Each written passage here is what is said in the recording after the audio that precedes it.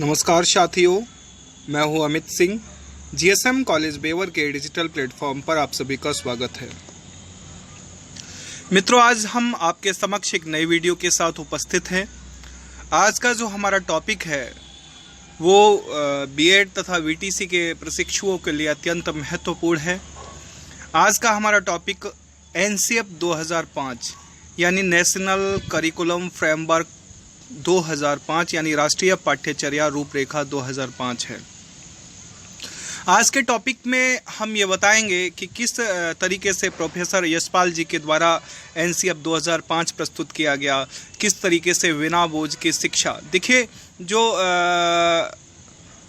NCF 2005 की जो tagline है वो टैगलाइन है बिना बोझ के शिक्षा। कई बार आपसे पूछ लिया जाता है कि बिना बोझ की शिक्षा की सिफारिश किस में की गई, तो सीधी सी बात है, बिना बोझ के शिक्षा की सिफारिश प्रोफेसर यशपाल के द्वारा एनसीएफ 2005 में यानी नेशनल करिकुलम फ्रेमवर्क 2005 में की गई। तो आपसे पूछ लिया जाता है कि एजुकेशन विदाउट बर्डन, बिना बोझ के शिक्षा जो थीम है वो किसकी है, वो राष्ट्रीय पाठ्यचर्या रूपरेखा 2005 की है। तो आज के वीडियो को हम यहाँ से प्रारंभ करते हैं। हम बात करते हैं राष्ट्रीय पाठ्यचर्या रूपरेखा 2005 की। देखिए, राष्ट्रीय पाठ्यचर्या रूपरेखा 2005 यानी एनसीएफ 2005 को प्रारंभ करने से पहले सबसे पहले ये प्रश्न उठता है कि एनसीएफ 2005 में बताया क्या गया है। तो एनसीएफ 2005 में ये बताया गया है कि बालकों को क्या क्या और कैसे पढ़ाया जाए। जो भी बालक हैं, जो भी शिक्षार्थी हैं, उन्हें क्या क्या पढ़ाया जाए और किस प्रकार पढ़ाया जाए, पढ़ाने का ढंग क्या होना चाहिए, पाठ्य पुस्तकों की महत्वता कितनी है, रटनतंत्र प्रणाली की महत्वता कितनी है, इन सब बिंदुओं के बारे में एनसीएफ 2005 में बताया गया है कि बालकों को क्या और कैसे पढ़ाया जाए, उसका प्रोसीजर क्या होना चाहिए, किस तरीके से हम सतत एवं व्यापक मूल्यांकन को अपना सकते हैं, शिक्षा के अंदर इसका समावेश कर सकते हैं, किस प्रकार से हम व्यवहारिक जीवन से शिक्षा को जोड़ सकते हैं, क्रियाकलापों से शिक्षा को जोड़ सकते हैं, विद्यालयों तक शिक्षा को सीमित न रख के हमें बाहरी और सामाजिक जीवन से शिक्षा का जुड़ाव करना है। इन सब बातों को एनसीएफ 2005 में आधार बनाया गया। तो हम बात करते हैं एनसीएफ 2005 की। तो राष्ट्रीय पाठ्यचर्या रूपरेखा 2005 यानी एनसीएफ 2005 का उद्धरण रविंद्रनाथ टैगोर के निबंध सभ्यता और प्रगति से हुआ। बहुत ही इम्पोर्टेंट यहाँ से क्वेश्चन बन रहा है। कई बार यूजीसी नेट में 2-3 बार इसे पूछा गया है कि एनसीएफ 2005 का उद्धरण कहाँ से हुआ। तो रविंद्रनाथ टैगोर जी ने एक निबंध लिखा था जिसका नाम था सभ्यता और प्रगति। सभ्यता और प्रगति को आधार मानकर राष्ट्रीय पाठ्यचर्या रूपरेखा 2005 का उद्धरण किया गया। तो एनसीएफ 2005 का उद्धरण रविंद्रनाथ टैगोर जी के एक निबंध जिसका नाम था सभ्यता और प्रगति। सभ्यता और प्रगति को आधार मानकर एनसीएफ 2005 का उद्धरण हुआ, जिसमें रविंद्रनाथ टैगोर जी के द्वारा बताया गया कि सृजनात्मकता उदार आनंद बचपन की कुंजी है। जो क्रिएटिविटी है वो उदार आनंद और बचपन की कुंजी है। जो सृजनात्मकता है आप उसे बचपन में ढूंढ सकते हैं। आप बालकों को उनके व्यवहार के अनुसार व्यवहार करने दीजिए, आप उन्हें स्वतंत्रता दीजिए। आप उनके बचपने में बहुत सारी क्रिएटिविटी, बहुत सारी सृजनात्मकता बच्चों के अंदर जन्म ले सकती है। तो राष्ट्रीय पाठ्यचर्या की रूपरेखा 2005 का जो अनुवाद है वो संविधान की 8वीं अनुसूची में दी गई सभी भाषाओं में किया गया है। यहाँ से एक प्रश्न और बनता है, जो एनसीएफ 2005 है, राष्ट्रीय पाठ्यचर्या रूपरेखा 2005 का जो अनुवाद है, इसका जो ट्रांसलेशन है, संविधान की 8वीं अनुसूची में जितनी भी भाषाएं दी गई हैं, सभी भाषाओं में एनसीएफ 2005 का अनुवाद किया गया है। यहाँ से आपसे एक प्रश्न पूछा जा सकता है कि एनसीएफ 2005 का अनुवाद कितनी भाषाओं में किया गया है। तो सीधी सी बात है, संविधान की 8वीं अनुसूची में जितनी भी भाषाएं वर्णित की गई हैं, जितनी भी भाषाओं का वर्णन मिलता है, उन सभी भाषाओं में एनसीएफ 2005 को वर्णित किया गया है, अनुवादित किया गया है, ट्रांसलेट किया गया है। यह विद्यालय शिक्षा का अब तक का नवीनतम राष्ट्रीय दस्तावेज है। यह विद्यालयी शिक्षा का अभी तक का यानी आज तक का सबसे नवीनतम राष्ट्रीय दस्तावेज है। आप कहेंगे एनसीएफ 2009 में भी आया था। तो जो एनसीएफ 2009 में आया था वो शिक्षक शिक्षा के लिए था। अगर हम विद्यालयी शिक्षा की बात करते हैं तो विद्यालयी शिक्षा का अभी तक का सबसे नवीनतम राष्ट्रीय दस्तावेज एनसीएफ 2005 यानी राष्ट्रीय पाठ्यचर्या रूपरेखा 2005 ही है। आगे बढ़ते हैं। 2005 में प्रोफेसर यशपाल की अध्यक्षता में ही राष्ट्रीय पाठ्यचर्या की रूपरेखा बनाने के लिए एक राष्ट्रीय संचालन समिति का गठन किया गया। सन 2005 में प्रोफेसर यशपाल जी की अध्यक्षता में राष्ट्रीय पाठ्यचर्या की रूपरेखा को बनाने के लिए, राष्ट्रीय पाठ्यचर्या किस प्रकार से होनी चाहिए इसकी रूपरेखा तैयार करने के लिए एक राष्ट्रीय संचालन समिति का गठन किया गया। किसका गठन किया गया? राष्ट्रीय संचालन समिति का गठन किया गया, जिसके अध्यक्ष प्रोफेसर यशपाल जी थे और इसका गठन 2005 में किया गया।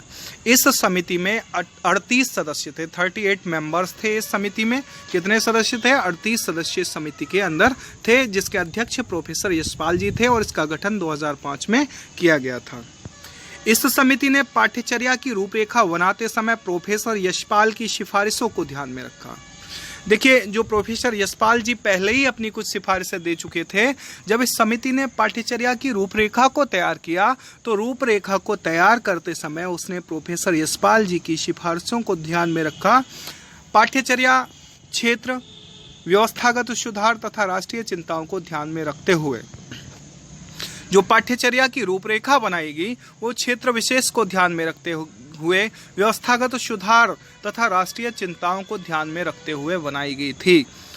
किसी का अहित न हो, सभी क्षेत्रों का हित हो, सभी क्षेत्रों का ध्यान रखा गया। व्यवस्थापक सुधार, व्यवस्थागत सुधार कैसे शिक्षा में किए जाएं, राष्ट्रीय चिंताओं को ध्यान में रखते हुए विभिन्न विषयों पर 21 आधार पत्रों की रचना की गई। देखिए, इसमें 21 आधार पत्र राष्ट्रीय पाठ्यचर्या रूपरेखा में दिए गए हैं।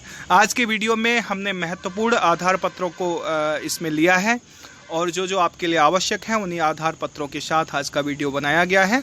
और वैसे तो बहुत बड़ा है, 21 आधार पत्र बहुत बड़े हो जाते हैं, तो इसमें हमने मुख्य आधार पत्रों को लिया है। तो एनसीएफ 2005 में विभिन्न विषयों पर 21 आधार पत्रों की रचना की गई।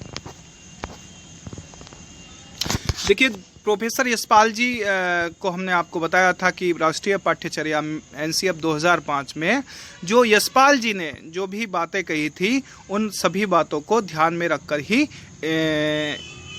एनसीएफ 2005 का निर्माण किया गया, राष्ट्रीय पाठ्यचर्या रूपरेखा का निर्माण किया गया। यहाँ पर एक चीज़ आप ये भी जान लीजिए, प्रोफेसर यशपाल जी अब हमारे बीच में नहीं हैं। 2017 में उनका निधन हो चुका है। वैसे ये परीक्षा में नहीं, लेकिन ध्यान रखने वाली बात है। तो एनसीएफ 2005 में 1993 में जब यशपाल समिति बनी थी तो यशपाल समिति में प्रोफेसर यशपाल जी के द्वारा जो भी बातें बताई गई थी, जो भी रूपरेखा के लिए आवश्यक बिंदु बताए गए थे, तो राष्ट्रीय पाठ्यचर्या रूपरेखा जब बनाई गई तो प्रोफेसर यशपाल जी ने जो 1993 में सिफारिशें दी थी उन्हें ध्यान में रखकर इसे बनाया गया था। अब हम इसके महत्वपूर्ण बिंदु को देखते हैं। शिक्षा को बालक केंद्रित बनाने।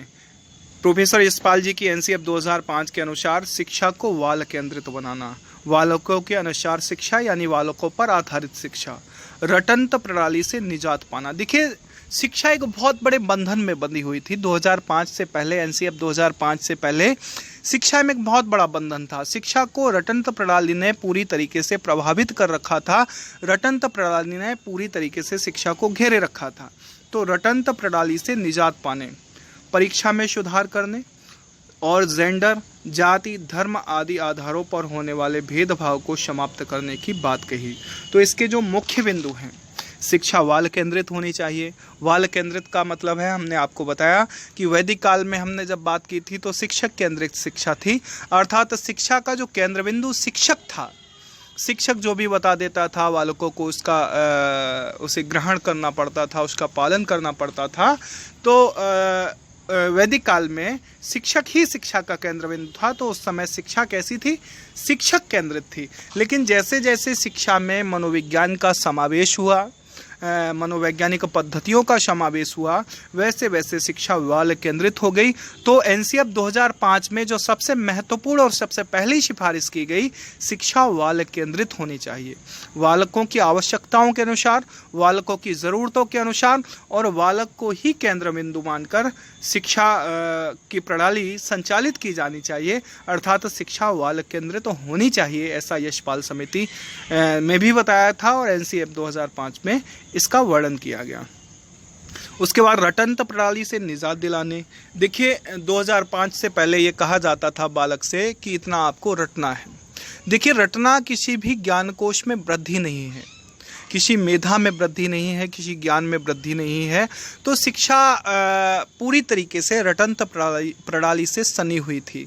चारों तरफ रटंत प्रणाली का बोलबाला था। विद्यालयों में शिक्षकों के द्वारा भी बालकों को केवल रटंत प्रणाली की ओर ही अग्रेसित किया जाता था, जो कि यशपाल जी के नेतृत्व में एनसीएफ 2005 में इसका विरोध किया गया। ये कहा गया कि शिक्षा रटंत प्रणाली से मुक्त होनी चाहिए।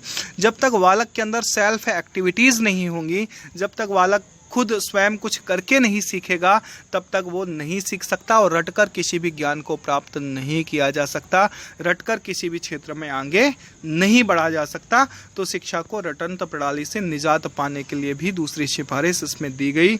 इसके बाद परीक्षा में सुधार करने। देखिए परीक्षाएं, जो परंपरागत परीक्षाएं थीं 2005 से पहले जो भी परीक्षाएं होती थी, तो उनका भी जो प्रचलन था, उनका भी जो शेड्यूल था वो बहुत ही जटिल था। तो एनसीएफ 2005 में सतत एवं व्यापक मूल्यांकन पद्धति को अपनाया गया, शॉर्ट टर्म एग्जामिनेशंस को प्रारंभ किया गया, सेमेस्टर पद्धति को लागू किया गया। तो परीक्षा पद्धति में भी सुधार किया गया, परीक्षा में वस्तुनिष्ठ प्रश्नों को भी महत्वता दी गई। तो परीक्षा प्रणाली भी उस समय जो गड़बड़ियाँ चल रही थी उनका भी सुधार किया गया। और जेंडर, देखिए हमारी यहाँ जो शिक्षा में अभी तक जो चल रहा था वो लिंग भेद बहुत चल रहा था कि लड़का है तो उसे हम पढ़ाएंगे, अगर लड़की है तो कोई बात नहीं, गांव के स्कूल में ही उसे पढ़ाएंगे, या नहीं पढ़ाएंगे, उसे रोटी ही करनी है।